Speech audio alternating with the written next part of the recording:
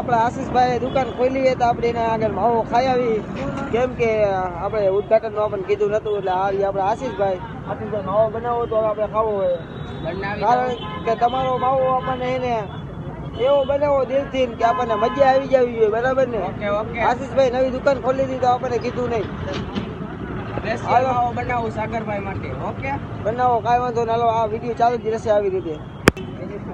આપણે આશીષભાઈ માવો બનાવી રહ્યા છે, અત્યારે માવો બની ગયો છે, તો અમે માવો પણ ખાસી તમે જોજો. માવો સારો બનશે તો આપણે આશીષભાઈ શાબાશી દેશી, નકર ભાઈ તબડું દેશી, બરાબર ને?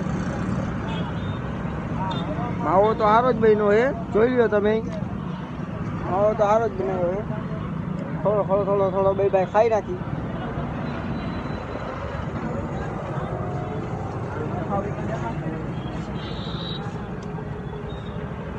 માવો સારો બનાવ્યો છે, મોઢું ફાટે એમ નથી. અમારે પણ માવો ખાવો હોય આશીષભાઈ ની દુકાને આવી જજો. આશીષભાઈ માવો બનાવ્યો એક નંબર. માવો બનાવ્યો દિલથી ને મીઠો મીઠો જ લાગે છે. તમારે પણ બીજી વાત તો હિમાલય આરંભી છે, કાંસન છે, સોડા છે, પાણીની બોટલ છે. તો મળીએ પછી આગલા વિડીયોમાં, અને રાતે તમે જોજો અમે રાતે ક્યાં જઈએ.